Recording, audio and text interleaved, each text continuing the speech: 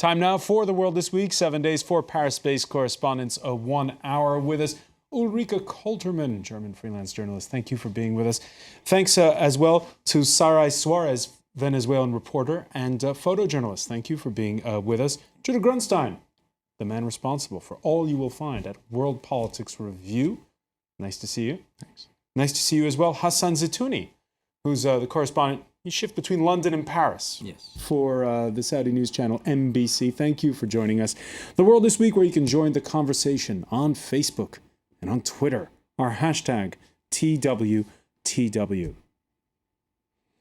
In the You Can Say That Again department, let's start with the cover of this week's Time magazine.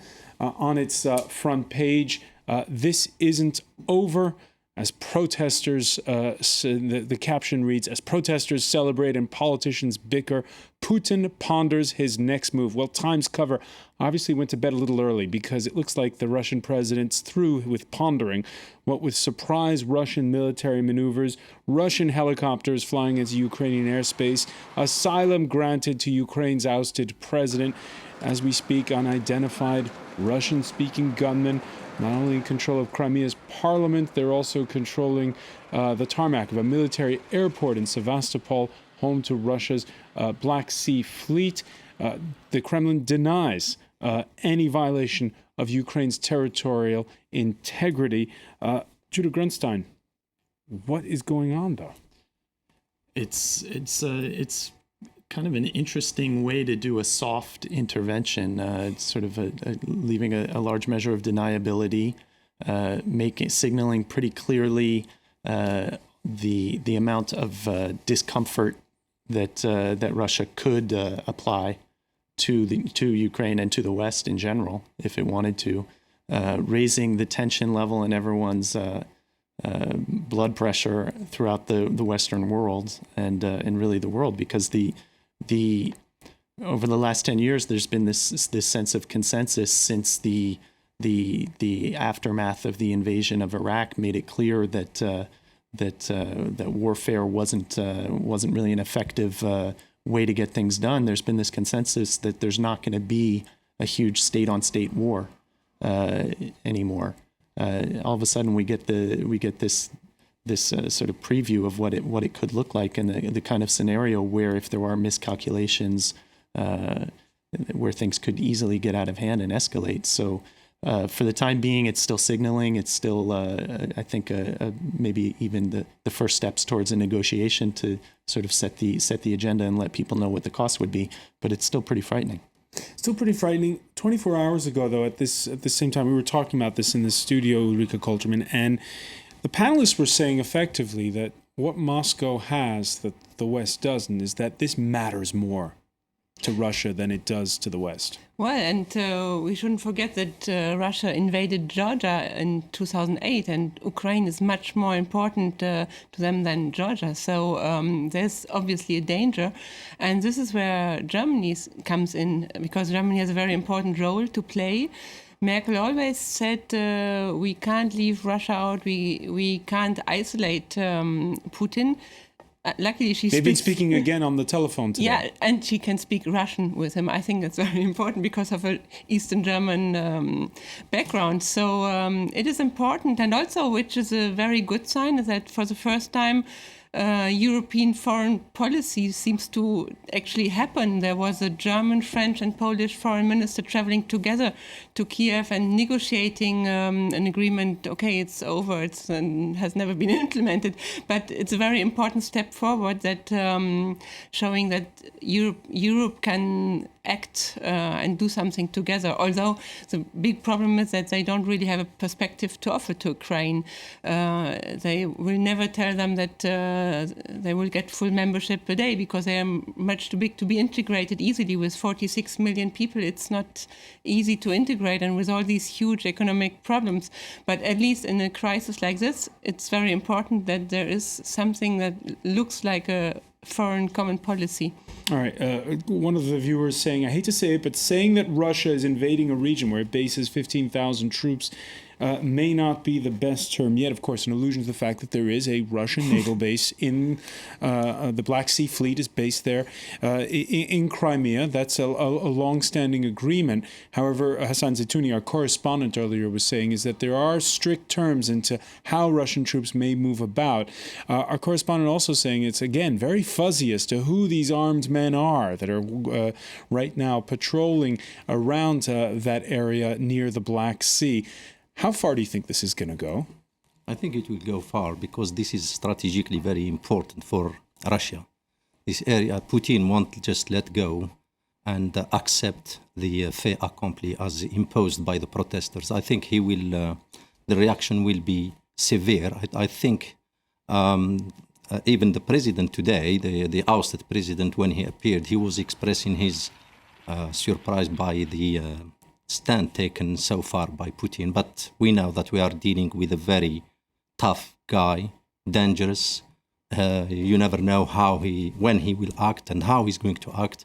And I think he will act. I don't think if he will just accept the situation as it is, because this is a threat to Russia. And I think all depends on how the European Union will handle the situation now. If they decide to support this uprising and the protesters who have, in my view, taken power illegally because the president was elected and the agreement was signed just 24 hours before he was ousted. And I think Putin will not accept this. Sarai, SUAREZ, your thoughts on that? Well, I think Putin is obviously one of the most strong men right now. He has solved a few crises. He put his hands on Syria situation, and now the. But does he seem so strong now? Now the situation with Ukraine is putting him in a sort of unbalanced position. But he's a strong man, and he's obviously he has cards under the table. So we will have to see what will be his reaction to the people in the street and to the negotiations that will be with the European Union. Judah GRUNSTEIN, this harks back to what you were saying at the outset. Russia's sending so many mixed messages about Ukraine. Well, there are a couple of things. What you said about what both of you said about the difference is that Ukraine is actually important to Russia strategically, economically. Russia can also afford to win in Ukraine. If Europe wins in Ukraine, it's a pretty bad scenario for Europe. It means sending money in. It means trying to twist their arms to get economic reforms, to get corruption weeded out. It means risking a split of the country. So in a lot of ways, Europe is in this really unfortunate situation of having won this tug of war. I'd say even going back further, Yanukovych has become this really bad guy because of the demonstrations. The truth is, Putin really doesn't like Yanukovych. He's been relatively even-handed over the years, Yanukovych, in terms of trying to balance Europe against Russia and not committing to either. So for Putin, he's been something of a problem because he won't actually just come out and side with Russia. The European Union really forced this deadline on him to sign the association agreement that didn't really give Ukraine enough advantages to justify turning his back on Russia. And so in some ways, the crisis that was caused was provoked by the European Union not thinking long term. They were negotiating for years. So 5 years. Exactly. But the point being that Yanukovych was very comfortable negotiating with both sides indefinitely. But when it came down to taking a decision, for Russian money. But the point being, instead of forcing him to choose one or the other, the European Union could have tried to bring Putin in and say, look, we can come up with an arrangement whereby our association with Ukraine isn't a threat to your interests in Ukraine. No one did that. All right, you say that Yanukovych is not flavor of the month with Putin, but usually when an ousted leader gets granted asylum, he's told to keep a low profile. Not this Friday, not Yanukovych, whose hosts laid out for him a well-publicized press conference in the southern city of Rostov-upon-Don. I can tell you, I am ashamed. What's more, I would like to apologize. First, to veterans and to the people of Ukraine for what happened in Ukraine, for the fact that I did not have enough strength to maintain stability and allowed this lawlessness to take place. Of course, in that same press conference, Ulrike KOLTERMANN is very defiant in other parts. What do you think just about the mere fact that this press conference is taking place there on Russian soil?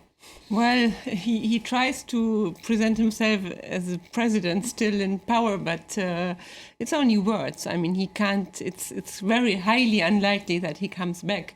And so, yes, Russia is giving him like a scene. He can try once more, but I think his time is over. And just look at these pictures when the people were visiting his palace, and I mean, it's so clear that this is end of an era, and even if Russia tries to back him, he won't come back. So it's only like last outcry of an outgoing president, of an ousted president, actually. All right, final gasp, you say.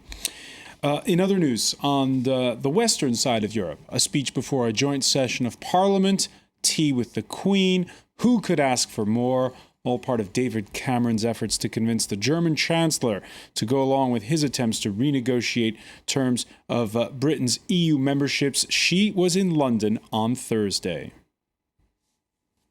Angela and I both want to see change in Europe. We both believe that change is possible. And I believe that what I'm setting out, the sort of changes that Britain wants to see to build confidence in our membership of this organisation are possible and deliverable and doable. Although I've got to say, when he said that at that joint press conference, it seems as though Angela, as he calls her, her message of earlier in the day perhaps hadn't quite seeped through. So I have heard some expect my speech to pave the way for a fundamental reform of the European architecture, which will satisfy all kinds of alleged or actual British wishes. I'm afraid they are in for a disappointment. All right, and there's no mistaking what she said. She spoke in English as well. It's very clear she doesn't speak English that often, and I think her Russian is still better. But the message was very clear, and it was with a little British understatement. Were you surprised that she was that blunt? No, not really. I mean, she's known for being very pragmatic and direct, and so her message is clear. Germany wants to keep UK in the EU, that's no question, and Germany likes a free market approach of Britain as compared with France, with very different approach. So it's important, and they also know that the UK pays more into EU and then it gets out like Germany. So these are important things, but when it comes to special rights and opt-out possibilities, then there is a clear limit. And so I think what is important that she also met with a leader of opposition, assuming that Cameron might not be even in a position to implement all what he proposed, and that the referendum will maybe never happen.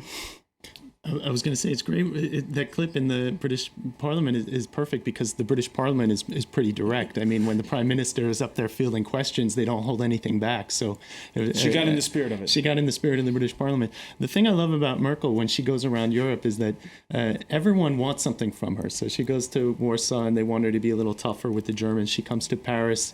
They want her to loosen up a little bit on the cash machine.